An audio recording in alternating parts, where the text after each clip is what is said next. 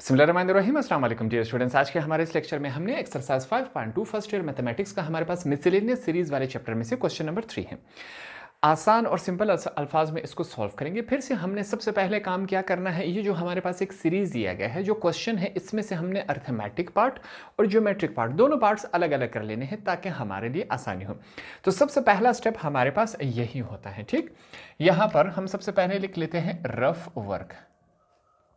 जो क्वेश्चन दिया गया है इस क्वेश्चन को एक दफा फिर से लिख लेते हैं। क्वेश्चन हमारे पास है 1 + 5y + 9y का स्क्वायर + 13y का cube plus dot dot dot आगे चलता जा रहा है। कहां तक जा रहा है हमें कोई आइडिया नहीं है, इनफाइनाइट नंबर है, लामहदूद। सबसे पहले हम क्या करेंगे, अर्थमेटिक पार्ट इसमें से या अर्थमेटिक जो सीरीज है वो अलग कर लेते हैं। ठीक, यहां पर हमने सबसे पहले लिख लिया अर्थमेटिक। अर्थमेटिक पार्ट हमने सीखा था कि जो भी हमारे पास सीक्वेंस हो, इस सीक्वेंस के जितने भी पहले नंबर्स होंगे, ये तमाम नंबर्स, पहला नंबर, इसका पहला नंबर, ये पहला नंबर, ये पहला नंबर, जितने भी पहले नंबर तमाम है वो हमारे पास क्या है, वो अर्थमेटिक पार्ट है। तो यहां से हमने अलग किए 1, 5, 9, 13, करते करते करते अप टू 100 ऑन जा रहा है। ठीक है, ये इसमें से हमने अर्थमेटिक पार्ट अलग कर लिया।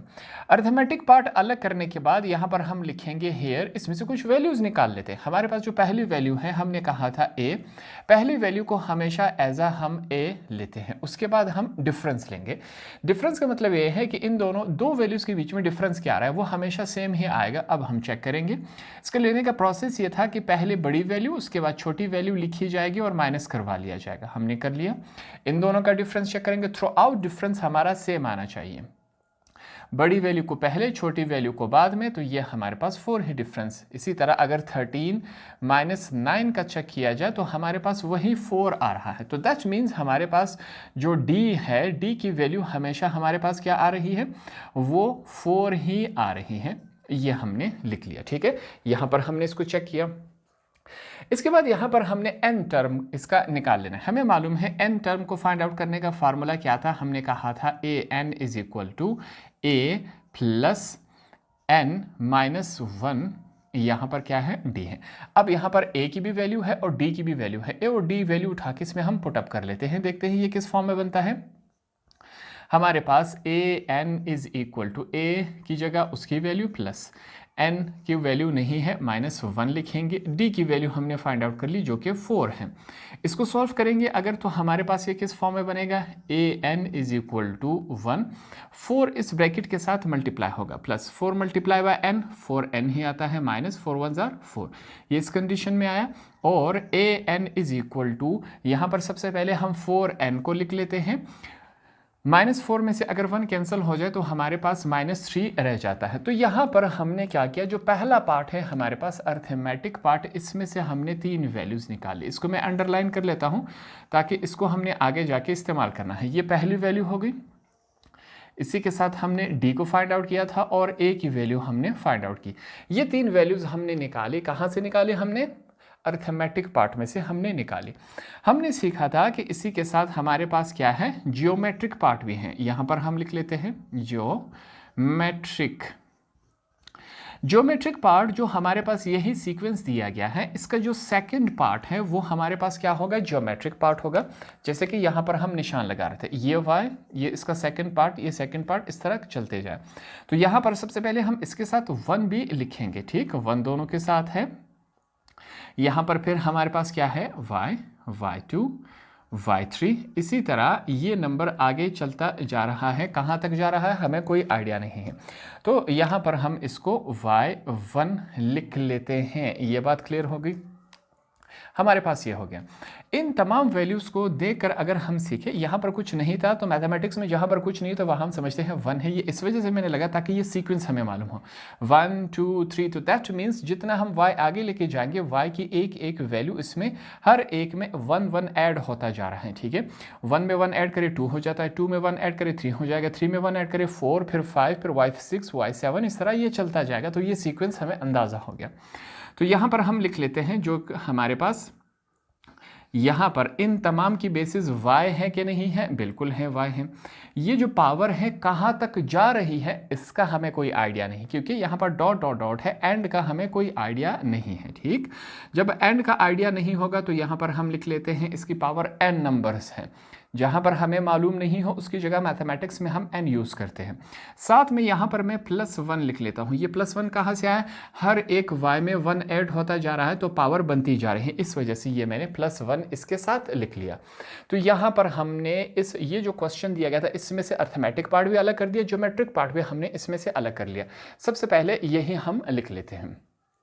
हमारे पास जो है, हम सबसे पहले अर्थमेटिक पार्ट लिख लेते हैं। वो हमारे पास क्या आया, 1 + 5 + 9 + 13 प्लस डॉट डॉट डॉट फिर प्लस लगा के। यहाँ पर हमने क्या किया था, इसके एंड में हमने ये वाली वैल्यू लिखनी है जो कि हमने अर्थमेटिक पार्ट में से निकाली थी। तो इसके एंड में जाके हम ये वैल्यू लिख लेते हैं। ये बात समझ आ गई। इस वैल्यू को हमने निकालना भी सीखा था कि ये कहाँ से आए, किस प्रोसेस से हमने निकाली। उसके बाद यहाँ पर हम अगला ब्रैकेट लगा लेंगे इसी क्वेश्चंस में से। अब जो ज्योमेट्रिक पार्ट हमने अलग किया था वो लिख लेते हैं। 1 + y की पावर 2 + y की power 3 plus dot dot dot आगे चलता जा रहा है। यहाँ पर हमने एक y की एंड वाली वैल्यू फाइंड आउट की, जो कि हमने कहा ये कहाँ तक जा सकता है, n+1, ये इसके साथ हमने लिख लिया। ये बातें क्लियर हो गई। तो सबसे पहले हमने क्या किया, सिंपल सा काम किया। जो क्वेश्चन में हमारे पास अर्थमेटिक मीन और ज्योमेट्रिक मीन था वो दोनों अलग अलग कर लिया। अब हमारे लिए चीज़ें सीखना और समझना क्या हो गया, आसान हो गया। नेक्स्ट पार्ट में हम क्या करते हैं, यहाँ पर एक चीज़ और हम फाइंड आउट कर लेते हैं जिसे कहते हैं कॉमन रेशो। ठीक, यहाँ पर हम कॉमन रेशो को भी फाइंड आउट कर लेते हैं। यहाँ पर हमने लिखा कॉमन रेशो। कॉमन रेशो को हम r से जाहिर करते हैं। इसको कैसे फाइंड आउट किया जाता है, कोई भी वैल्यू इसमें से उठा ले, दो वैल्यूज़ हमारे पास हमेशा इसका कॉमन रेशो सेम आएगा। फॉर एग्जाम्पल यहाँ पर मैं उठा लेता हूँ आपके समझाने के लिए। यहाँ पर हमने y की पावर 2 उठाया और बड़ी वैल्यू ऊपर, छोटी वैल्यू इससे नीचे आएगी। ये इस कंडीशन में आ गया। ठीक, तो ये ऊपर जो y है वो 2 है, नीचे y 1 है, तो ये 2 y जो है 2 के साथ कैंसिल हो जाएगा, हमारे पास सिंपली y ही रह जाएगा। इन तमाम का अगर हम कॉमन रेशो ले तो हमारे पास आंसर y ही आएगा। जैसे कि अब दूसरा, इन दोनों का चेक कर लेते हैं। बड़ी वैल्यू ऊपर, नीचे वाली वैल्यू ये हो जाती है। ठीक है, यहाँ पर नीचे वाला 1 हम नहीं लिखते तो फिर से इसका भी वाया, इसका भी वाया, इनका चेक कर लेते हैं। बड़ी वैल्यू ऊपर, छोटी वैल्यू नीचे। ये जो 2 है वो 3 के साथ कैंसिल, यहाँ पर y की तादाद 1 रह जाएगी। ठीक है, नीचे 2 थे, ऊपर 3, 2 और 3 कैंसिल हो गए, फिर से वही y ही आ रहा है। तो दैट मीन्स तमाम में जो है हमारे पास कॉमन रेशो सेम ही आएगा। यह हमने यहाँ पर निकाल लिया।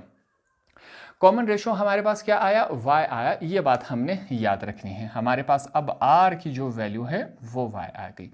ये बात हमने याद रखनी है। अब यहाँ पर फिर से हमने इनको क्या बताना है, बाय यूजिंग फार्मूला। हमने यहाँ पर फार्मूला इस्तेमाल करना है। सबसे पहले मैंने लिखा बाय यूजिंग फार्मूला। ये फार्मूला हमें ज़बानी याद होना चाहिए। इस फार्मूले के ज़रिए हमने इस क्वेश्चन को सॉल्व करना है। ये फार्मूला हमारे पास क्या है, फिर से इसको लिखेंगे। आसान सा फार्मूला है, इसमें कोई ऐसी मुश्किल बात नहीं है। हमारे पास फार्मूला क्या है, इसको मैं यहाँ पर लिख लेता हूँ। हमारे पास फार्मूला है SN = 1/1 - R, ये हो गया। उसके बाद हमारे पास है प्लस DR, फिर से नीचे हमारे पास क्या है 1 - R, इस दफ़ा क्या है स्क्वायर है, माइनस का साइन है, फिर से D और R के ऊपर क्या है हमारे पास n पावर मौजूद है। 1 - R, ये हमने इसका स्क्वायर ले लिया, फिर से माइनस लगेगा। अब जो अगला हिस्सा है इसको हम ब्रैकेट में लिखेंगे। 1 प्लस फिर से हमारे पास n-1, बाहर क्या है d मौजूद है, ये ब्रैकेट क्लोज, और एंड में r की पावर क्या है n है। नीचे हमारे पास क्या मौजूद है 1 - R। ये हमारे पास फार्मूला है। फार्मूले में अगर हम देखें तो हमारे पास अल्फ़ाबेट्स है वो D और R ही आ रहा है। ठीक है, D और R का मतलब क्या है कि ये दोनों वैल्यूज़ तो हम फाइंड आउट कर चुके हैं। D की वैल्यू हमारे पास क्या है 4 है, R की वैल्यू हमने फाइंड आउट की जो कि हमारे पास ये रहे। तो अब हमने सिंपली क्या करना है, यही डी और आर की वैल्यू इसमें पुट अप हो सकती है, इसको हम पुट कर लेते हैं। यहाँ पर फिर से लिखेंगे बाय पुटिंग वैल्यूज़ को अब हम क्या करते हैं, पुट कर लेते हैं। S N is equal to 1 हमने लिखा, नीचे क्या है 1 माइनस आर की वैल्यू हमने क्या फाइंड आउट की, y है तो हमने y लिख लिया, प्लस का साइन है, d की वैल्यू क्या है 4 है, r की वैल्यू क्या है y है तो हमने y लिख लिया, नीचे क्या है हमारे पास 1 माइनस y का स्क्वायर, ये इस कंडीशन में है। फिर से माइनस d की वैल्यू क्या है हमारे पास 4 है, y की वैल्यू r की वैल्यू y है, r के ऊपर पावर n था, यहाँ पर भी हम n लगा लेंगे, नीचे हमारे पास 1 माइनस r इसके ऊपर पावर स्क्वायर है, माइनस लगा दिया। इसको सॉल्व कर लेते हैं, 1 प्लस यहाँ पर n है माइनस 1 है, बाहर क्या है d की वैल्यू 4 है, 4 हमने पुट कर लिया। यहाँ पर r है, r की जगह अब हम क्या पुट करेंगे, r की वैल्यू हमारे पास y और इसके पावर ऊपर क्या पावर है, ये रहा, नीचे हम लिखेंगे 1 माइनस r, ये हमने इसको इस फॉर्म में लिख लिया।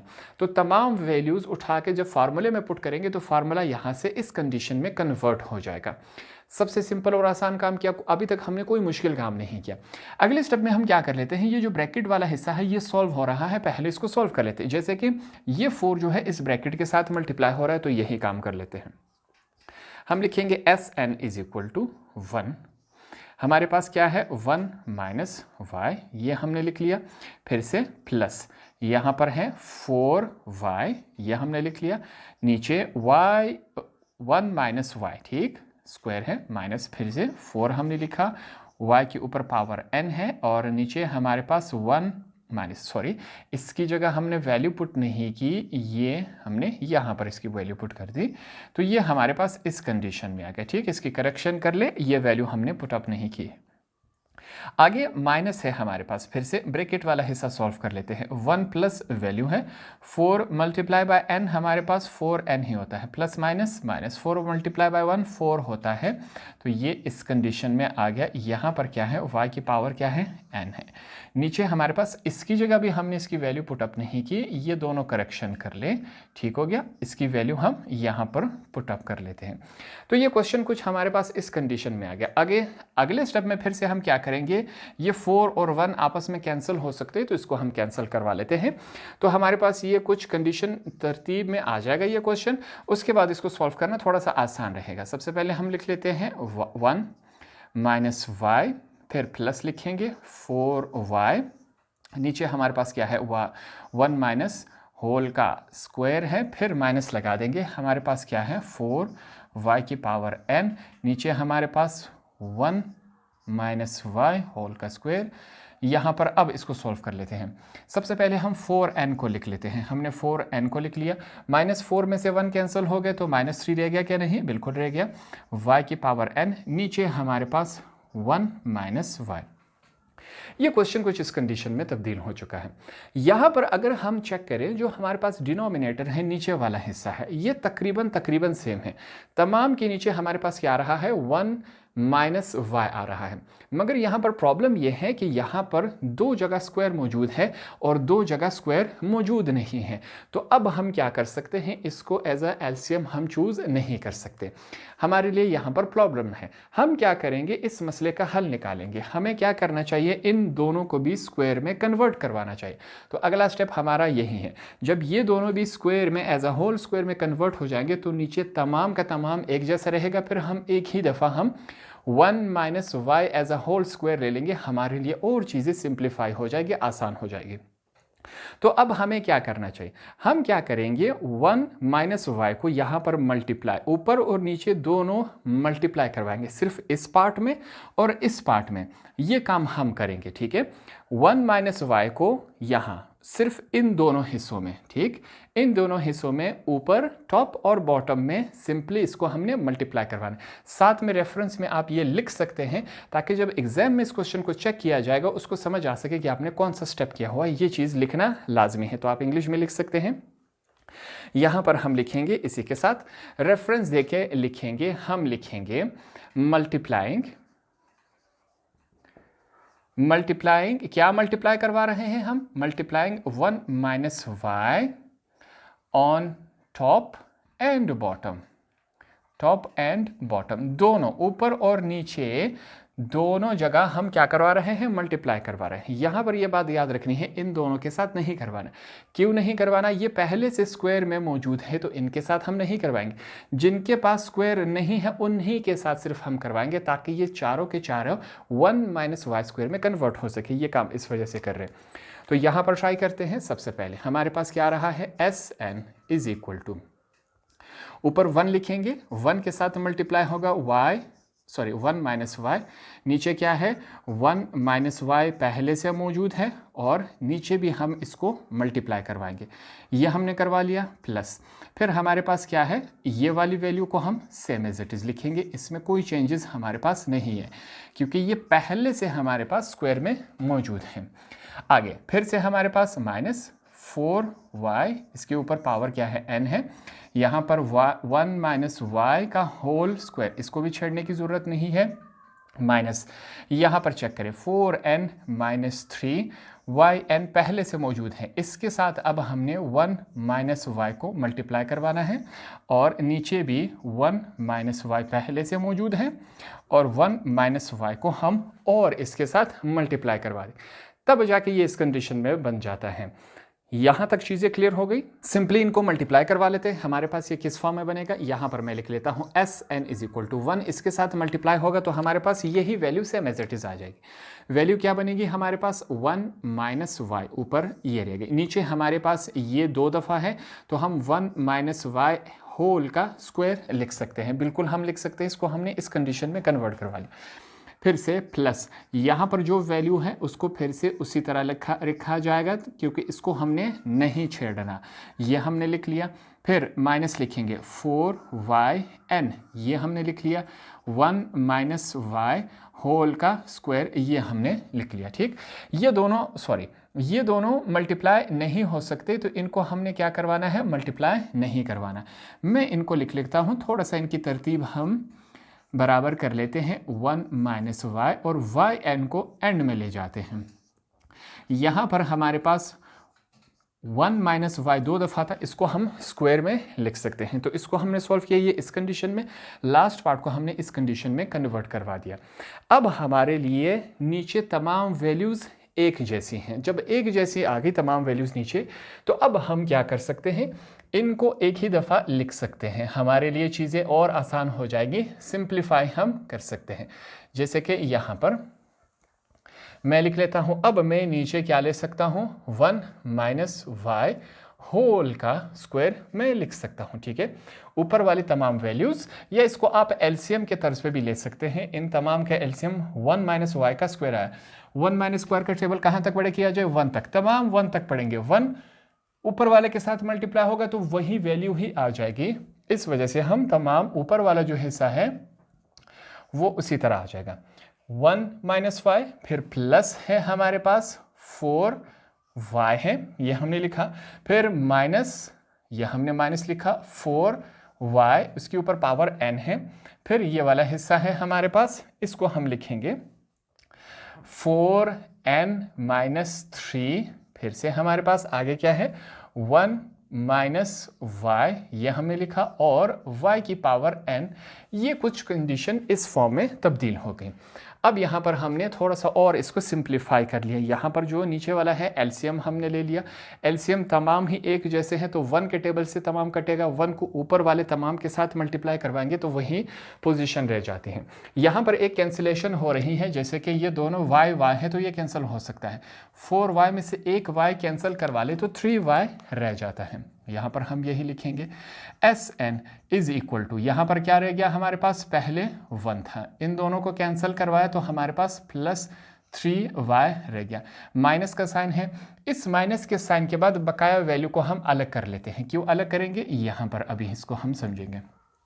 माइनस का साइन लगाया, बकाया वैल्यू अब हम अंदर लिखेंगे 4yn। इस बाहर वाले साइन की वजह से सिर्फ ये वाला साइन चेंज होगा, इनके ब्रैकेट के अंदर वाला चेंज नहीं हो सकता, सिर्फ ये वाला साइन चेंज हो जाएगा। तो ये प्लस में कन्वर्ट हो गया, 4n माइनस 3, 1 माइनस वाई, और बाहर क्या है, ये हमने इसको इस कंडीशन में कन्वर्ट करवा लिया। यहाँ तक चीज़ें क्लियर हो गई। आसान सा काम किया है, अभी तक हमने कोई मुश्किल काम यहाँ पर नहीं किया। ठीक हो गया। ये क्वेश्चन हमारे पास यहाँ तक कन्वर्ट हो चुका है। अब यहाँ पर हम क्या करेंगे, सिंपली नेक्स्ट स्टेप में जो हमारे पास ये ब्रैकेट वाला हिस्सा है, यहाँ पर आपने ध्यान देना है। यहाँ से लेकर यहाँ तक 4yn एक फिगर है और ये मुकम्मल एक फिगर है। ठीक है, इसको अलग अलग नहीं समझाया जाएगा क्योंकि इसके और इसके बीच में कोई साइन नहीं है, तो ये तमाम आपस में मल्टीप्लाई हो रहे हैं। तो यहाँ से लेकर यहाँ तक एक फिगर है, ये एक फिगर है, इन दोनों में हम कॉमन चूज करेंगे। ठीक है, साथ में हम रेफरेंस दे देंगे, यहाँ पर हम लिखेंगे, ये चीज़ें बतानी लाजमी होती हैं। yn को हम एज कॉमन चूज कर लेते हैं। ठीक हो गया। yn यहाँ पर भी मौजूद है और यहाँ पर भी मौजूद है, तो हम y पावर n को कॉमन चूज कर सकते हैं। हमने इसी को कॉमन चूज किया, सॉरी। तो यहाँ पर हमारे पास वैल्यू 1 + 3y माइनस का साइन है, ये ब्रैकेट लगाया। इसमें से yn को हमने कॉमन ले लिया, पीछे क्या बचा हमारे पास 4 रह गया, प्लस 4n - 3 ये वैल्यू है। आगे हमारे पास क्या है 1 - y, ये यहाँ पर क्लोज। yn को हमने क्या किया, यहाँ पर हमने इसको कॉमन ले लिया, तो ये यहाँ से भी बाहर चला गया और यहाँ से भी हमारे पास बाहर चला गया। ये बातें आपको समझ आ रही है, इसमें कोई मुश्किल काम अभी तक हमने नहीं किया। नीचे हमारे पास वही वैल्यू अभी तक बरकरार है, तो ये काम हमने यहाँ पर किया। अब हमारे पास सिंपल एक ही स्टेप रह गया, वो स्टेप ये है कि इन दोनों ब्रैकेट्स को आपस में हम मल्टीप्लाई करवा लें। देखते हैं ये किस फॉर्म में कन्वर्ट हो जाएगा।